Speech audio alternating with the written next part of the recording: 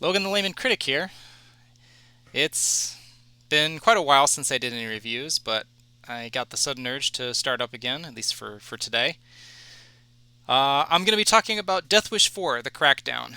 It's from 1987, directed by J. Lee Thompson, and stars Charles Bronson. Let's talk movies.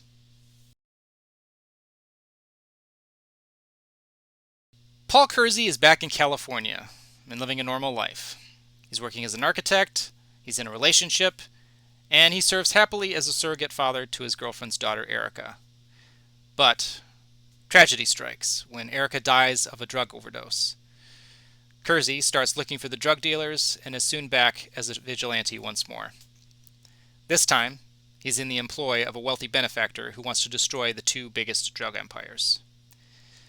Now, if Death Wish 2 was a variation on the plot of the original, then Death Wish 4 is a variation on the third entry. Now, as mentioned in my brief plot description, Kersey is working under someone else, just like in the third movie.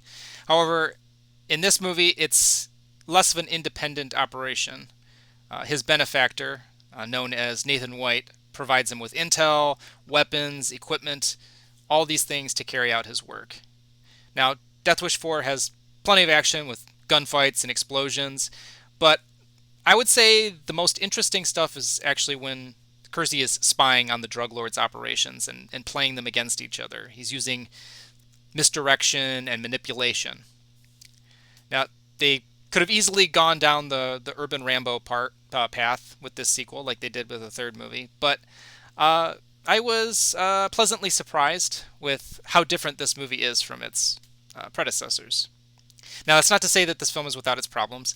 I think visually, the film looks cheaper than the earlier entries. And I'm not sure if this is purely because of its reduced budget or the creative decisions from with the cinematographer, but it doesn't give off the vibe of a theatrical film. It looks very direct to video. Now, those first two movies, they have a great look to them. Everything looks cold, grimy, shadowy, but not here.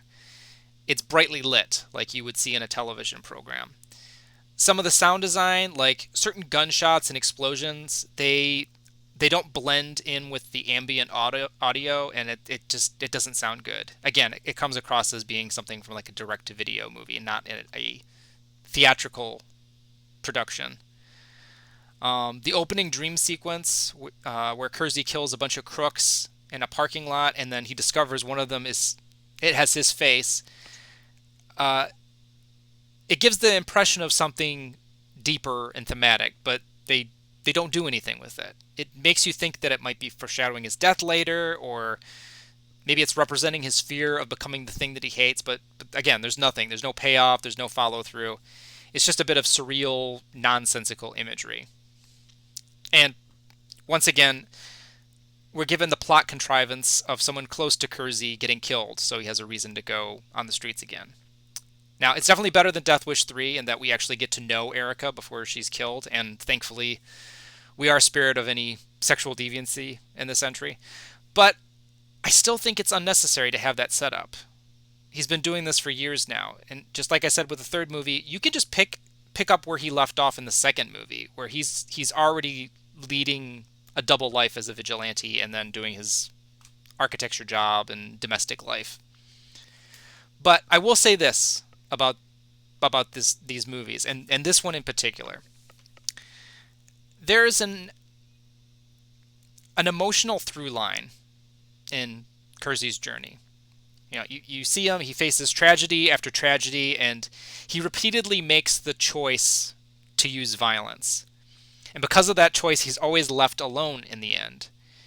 We have the final act of this movie, and Kersey is facing off against the villain who's holding his girlfriend hostage. When she tries to escape, she gets gunned down. But then, once that happens, the villain no longer has any leverage, so Kersey just kills him without any hesitation. The cop that's been pursuing him throughout the movie finally catches up, and he threatens to kill him if he doesn't surrender.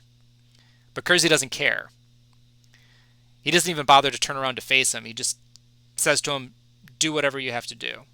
And he just starts walking away. Once again, alone.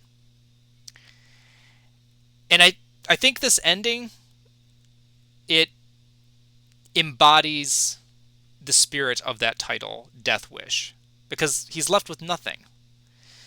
His revenge for the death of his surrogate daughter, Erica, has led to the death of his lover.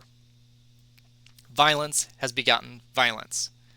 If you want to get biblical, it's like, he who lives by the sword dies by the sword.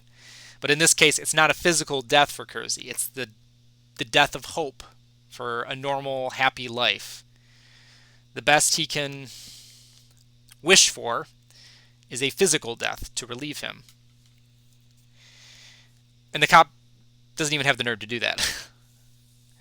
So, for a bunch of movies characterized as just being exploitative revenge fantasies, there is something strangely profound, even if it wasn't by design, in these movies. Brian Garfield, the author of the original novel, he was always critical of these movies because he felt like they glorified vigilantism. And in a cathartic sense, yes, I agree with him on that.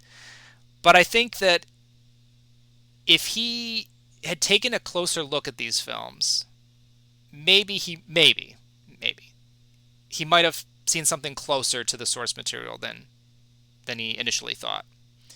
But unfortunately, he did pass away several years ago, so any chance of a reappraisal is gone with him. But for the rest of us, we have these movies to watch and rewatch with ever-developing perspectives. So now I have to check out the last movie. So thanks for watching. Until next time.